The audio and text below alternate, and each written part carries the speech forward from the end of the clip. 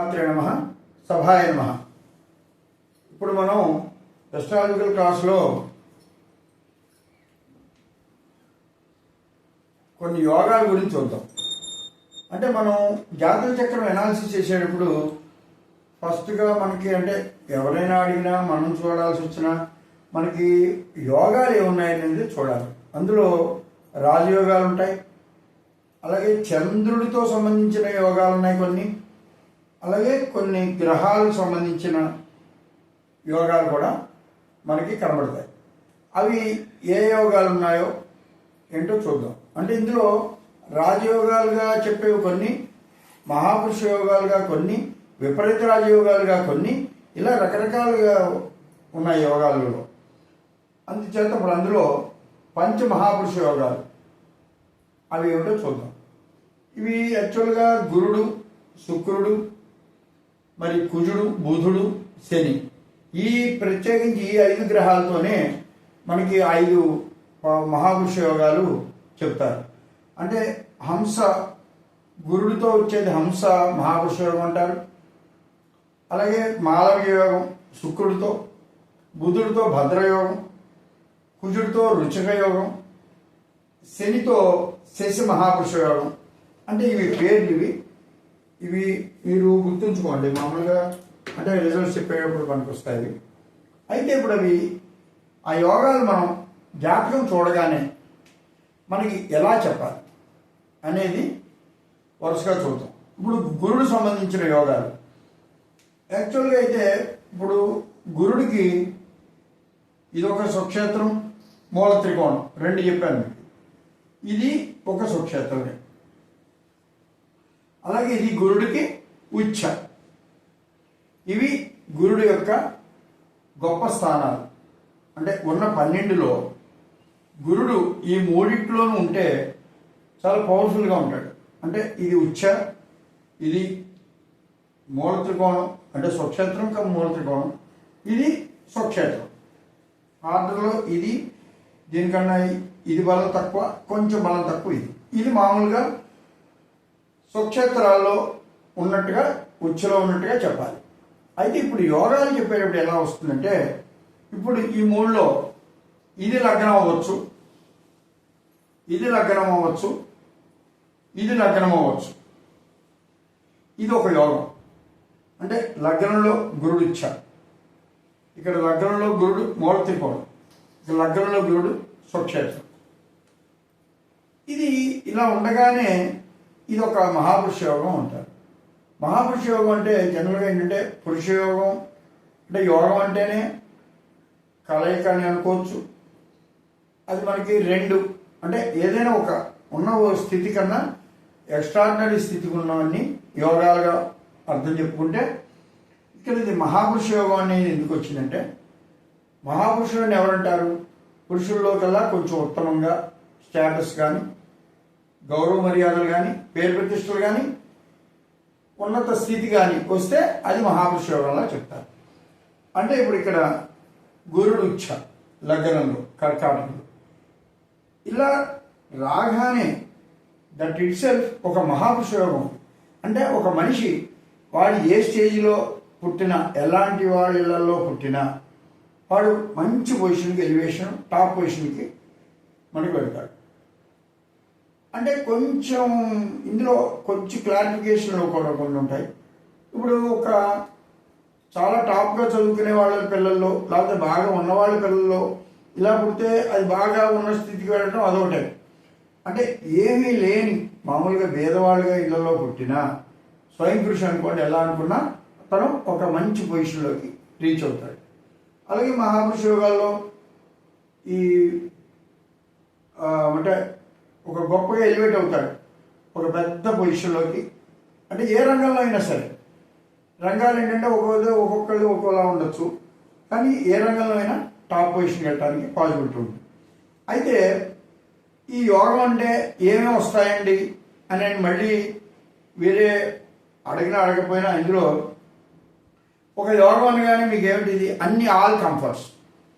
అంటే ఒక ఇల్లు, ఒక కారు అనుకోండి, ఒక పొజిషను, ఒక స్థలమో పొలమో, అలాగే కీర్తి ప్రతిష్టలు వాళ్ళకి ఉన్నవన్నీ మొత్తం మినిమం కంఫర్ట్స్ అన్నీ రావటం, యోగంగా ఉండటం, ఏదనుకుంటే అది పని జరగటం, ఉన్న స్థితి కన్నా మంచి స్థితిలో జీవన అన్నీ కూడా గమనం అవటం, ఇవన్నీ కూడా మనకి మహాపురుష యోగాల కింద ఇక్కడ మనకి కనబడుతుంది. అలాగే ఇక్కడ మనకి ఇది కూడా అలాగే కనబడుతుంది. ఇప్పుడు ఇది లగ్నం ఇలాగా ఉండొచ్చు. ఇప్పుడు చూడండి, ఇప్పుడు ఇదే లగ్నంలో గురుడు ఇలా కూడా ఉండొచ్చు, లేకపోతే ఇదే లగ్నంలో ఇలాగే ఉండి గురుడు ఇక్కడ ఉండొచ్చు. అలా అంటే 1, 2, 3, 4 కేంద్రంలో. అంటే మెయిన్గా మీకు ఏం చెప్పాలి అంటే 1, 4, 7, 10 ఇవి కేంద్రాలని చెప్పాం. కేంద్రం అనగానే దాని అర్థమే అలా ఉంది, హైయెస్ట్ పొజిషన్. ఈ కేంద్రాలలో ఈ గురుడు స్వక్షేత్రంలో ఉండి అవి లగ్నాలు అయితే, అంటే ఇప్పుడు చూడండి, ఇక్కడి నుంచి 1, 2, 3, 4 4లో గురుడు ఉన్నాడు, స్వక్షేత్రం, ఈ లగ్నంలో పుట్టాడు, అది మహాపురుషుడు. లేదా గురుడు ఇక్కడే ఉన్నాడు, ఈ లగ్నంలో పుట్టాడు, అది చాలా గొప్ప. లేదా ఇదే లగ్నంలో పుట్టాడు, గురుడు ఉన్నాడు, అది యోగం. లేదా ఇదే లగ్నంలో గురుడు ఇక్కడ ఉన్నాడు, అప్పుడు ఇది ఎన్నో స్థానం ఉండి 10వ స్థానం. 1, 2, 3, 4, 5, 6, 7, 8, 9, 10. అంటే ఇక్కడ లగ్నం ఉంది, గురుడు 10లో ఉన్నాడు, ఇది యోగం. అలాగే ఈ లగ్నం, ఇది యోగం. అలాగే ఇప్పుడు చూడండి, ఇదే సప్తమంలో ఈ లగ్నం అనుకోండి, సప్తమంలో గురుడు ఇచ్చాడు, అది యోగమే. అలాగే చూడండి, ఇది లగ్నం అనుకోండి, ఇది 10, 1, 2, 3, 4, 5, 6, 7, 8, 9, 10, ఇది 10లో గురుడు ఇచ్చాడు, ఇది యోగం. అలాగే ఇది లగ్నం అనుకోండి, 1, 2, 3, 4 4లో గురుడు ఇచ్చాడు, 8 10లో గురుడు ఇచ్చా, అదే 7లో గురుడు ఇచ్చా, 10లో గురుడు ఇచ్చా, 1లో గురుడు ఇచ్చా. ఈ విధంగా 1, 4, 7, 10లో కేంద్రాల్లో మనకి గురుడు అది ఉచ్చులో ఉండటం, స్వక్షేత్రంలో ఉన్న మూల త్రికోణంలో ఉన్న అది లగ్నం అయితే అవన్నీ కూడా మహాపురుష యోగం అవుతుంది. వాళ్ళకి అన్నీ కూడా అన్ని యోగాలు పడతాయి. అంటే చాలా ఈజీగా ఏ ప్రాబ్లం అయినా వాళ్ళకి సాల్వ్ అవ్వటం, ఉన్న దాంట్లో హైయెస్ట్ పొజిషన్లో ఉండటం, డబ్బు బాగా సంపాదించుకోవటం, పొలాలు స్థలాలు ఉండటం, ఏదో ఒకటి కీర్తి ప్రతిష్టలు రావటం, ఉన్నత ఉద్యోగాల్లో ఉండటం, పదవుల్లో ఉండటం, ఇవన్నీ కూడా మనకి ఆ గురుడు వల్ల ఆ యోగాలు అలా కనబడతాయి.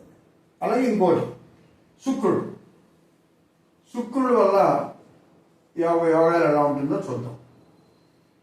మామూలుగా శుక్రుడికి ఇదొక స్వక్షేత్రం, అలాగే ఇదొక స్వక్షేత్రం. అంటే ఇది మూల త్రికోణం అని చెప్పాను. అంటే ఈ స్థానంలో శుక్రుడు కన్నా ఈ స్థానంలో శుక్రుడు పవర్ఫుల్. అలాగే శుక్రుడు ఇచ్చ, ఇది శుక్రుడు ఇచ్చ.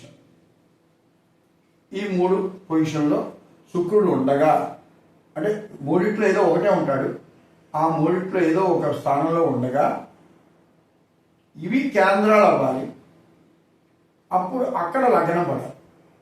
ఇది మీరు జాగ్రత్తగా చూడాలి.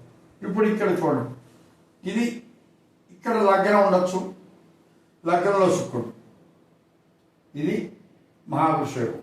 అంటే మంచి కాంతివంతంగా, అదృష్టంగా, భోగభాగ్యాలతో అన్నీ. అంటే వాడిని మనం చూడగానే చాలా గొప్పవాడురా అని అనేస్తాం. అంటే ఏమవుతుంది, అతనికి ఏమి పెద్ద చీకు చింతలు బాధాబందులు లేకుండా ఒక మామూలు ఎలాంటి పొజిషన్లో పుట్టినా మంచి పొజిషన్లోకి వెళ్ళి కీర్తి ప్రతిష్టలు సంపాదించుకుని, ఉద్యోగం ఉంటే ఉద్యోగంలో మంచి ఎలివేట్ అవ్వటం, లేకపోతే పదవులు రావటం, ఏదో ఒకటి ఏదో స్టేజ్లో పదవులు ఉంటాయి. ఇప్పుడు జస్ట్ వర్కర్స్ హమాలీస్లో ఉన్నా కానీ హమాలీస్కి పెద్ద మేస్త్రి రావచ్చు.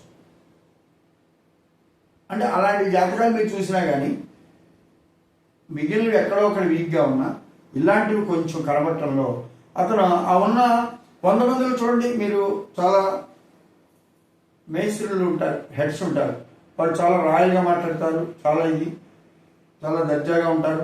వారి మాట చెప్తే శాసనంగానే పనిచేస్తుంది. అదే అనేది ఇప్పుడు ఇక్కడ యాక్చువల్ మహాపురుష యోగం అంటే వాళ్ళు చెప్పింది, వాళ్ళు వాక్ ఏమైతే చెప్పారో అదే ఆజ్ఞ కింద అవ్వటం, అవన్నీ యోగాలు. అలాగే మినిమం కంఫర్ట్స్, మినిమం ఉండవలసినవన్నీ వాళ్ళకి ఉండటం. ఇప్పుడు ఇలాగ ఈ శుక్రుడు, ఈ లగ్నంలో శుక్రుడు ఉండటం వల్ల ఇది మహాపురుష యోగం. అలాగే ఇక్కడ లగ్నంలో శుక్రుడు ఉండొచ్చు, అలాగే ఈ లగ్నంలో శుక్రుడు ఉండొచ్చు, ఉచ్చ. ఇలాంటివి మీరు చక్రాలన్నీ మీకు కనబడుతుంటాయి. మీకున్నాయో లేదో ఎలా ఉన్నాయో చూసుకోండి. ఎక్కడైనా ఉంటే, ఎవరికైనా ఉంటే ఎలాంటి యోగాలు ఇస్తున్నాయి అవి అవయోగాలు తర్వాత చూద్దాం. ముందు యోగాలు ఇవి ఒక టైప్, ఇవి లగ్నంలో ఉన్నాయి. అలాగే ఇప్పుడు మీకు ఏం చెప్తున్నాం, ఇవి 4లో ఉండొచ్చు. అంటే దీనికి 4 అంటే వెనక్కి ఇది లగ్నం అయ్యి శుక్రుడు ఇక్కడ ఉండొచ్చు. అలాగే ఇది ఇక్కడ ఉంది కాబట్టి ఇది లగ్నం అవ్వచ్చు, అంటే 4లో శుక్రుడు. అలాగే ఇక్కడ శుక్రుడు ఉన్నాడు కాబట్టి ఇక్కడ లగ్నం అయ్యి ఇది 4లో ఉండొచ్చు. అంటే అలా 4లో శుక్రుడు ఉంటే బలంగా, అది కూడా మంచి వాహనం, విద్య, ఇల్లు అన్ని. ఇప్పుడు ఇక్కడ వాహనం అయితే ఇక్కడ ఒక్కొక్కసారి రిజల్ట్ చెప్పేటప్పుడు ఎలా అంటే, దీనికి ఇది వాహనం అయింది కానీ వాళ్ళకి మంచి పొలాలు, స్థలాలు, భూములు, వెహికల్స్ ఉండి అలా లగ్జరీగా ఉండి అలా ఉంటాయి. ఇప్పుడు ఇదే దాంట్లో ఇప్పుడు ఇక్కడ 4 కాకుండా 7 చూసుకోండి. అంటే ఇప్పుడు ఇంత 1 చెప్పాను కదా, ఇక్కడ 1 చెప్పుకోండి. 1 అంటే అతను మంచి కీర్తి ప్రతిష్టలు అలా ఉండొచ్చు. అతనికి కార్లు వీళ్ళకు ఉండకపోవచ్చు, కానీ ఇతనికి వేరే రకంగా పదవులు ఉండొచ్చు, అది పొజిషన్ ఉండొచ్చు. అలా కొంచెం అంటే వాళ్ళు లగ్న రీత్యా మహాపురుష యోగం వస్తుందా, చతుర్థ భావం రీత్యా వస్తుందా. అలాగే ఇప్పుడు సప్తమ భావం అంటే దీనికి ఇది లగ్నం అయితే ఇది సప్తమంలో శుక్రుడు సుక్షేత్రం. అలాగే ఇప్పుడు ఇదైతే ఇక్కడ లగ్నం వేసుకుని ఇది సప్తమంలో శుక్రుడు సుక్షేత్రం. అలాగే ఇది లగ్నం అనుకుంటే, ఇక్కడ లగ్నం అనుకుంటే సప్తమంలో శుక్రుడు ఉచ్చ.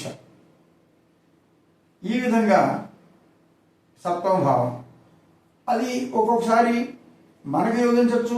ఈ సప్తమ భావం వల్ల భార్యలు కానీ భర్తలు కానీ వాళ్ళకి మంచి పొజిషన్ ఉండొచ్చు, ఉద్యోగాలు ఉండొచ్చు, పదవులు ఉండొచ్చు, అవన్నీ కూడా రావచ్చు. ఆ విధంగా వాళ్ళకి పొలాలు ఎక్కువ ఉండొచ్చు, అవి కూడా మనకి అలా కనపడచ్చు. అలాగే ఇప్పుడు ఇవి 10, ఇప్పుడు ఇది 10, ఇది లగ్నం. అలాగే ఇది 10, ఇది లగ్నం. అంటే అన్నీ మీకు ఇలా లా ఉన్నాయి. అవి మీరు ఒక్కొక్కటి అనలైజ్ చేసుకుంటున్నప్పుడు చూడాలి. అలాగే ఇది 10 అనుకోండి, ఇక్కడ లా ఉంది, రాజ్యంలో శుక్రుడు సుక్షేత్రం. అలాగే ఇది రాజ్యం, ఇది చెప్పాం, ఇది చూడండి, ఇది చతుర్థం, ఇది రాజ్యంలో చెప్పాం, ఇది రాజ్యంలో ఇది. ఈ విధంగా శుక్రుడితో మనకి యోగాలు అలా మహాపురుష యోగాల కింద మనం చూడాల్సి వస్తుంది. అంటే మినిమం స్వక్షేత్రంలో ఉంటేనే సరిపోదు, స్వక్షేత్రంలోంచి అది మనకి లగ్న కేంద్రాధిపతులు అంటే 1, 4, 7, 10లో ఉంటే అప్పుడు ఆ యోగాలు కలుస్తాయి. అవన్నీ మీకు ఒక విద్యలో గొప్పవాళ్ళు అవుతారు, చేసే వృత్తిలో గొప్పవాళ్ళు అవుతారు, వ్యాపారం ఉంటే వ్యాపారంలో గొప్పవాళ్ళు అవుతారు. అలా మీరు అన్ని చూసుకుంటే అవి మహాపురుష యోగాల కింద. ఫస్ట్ మనం జాతక యోగాన్ని చూసుకోవాల్సింది.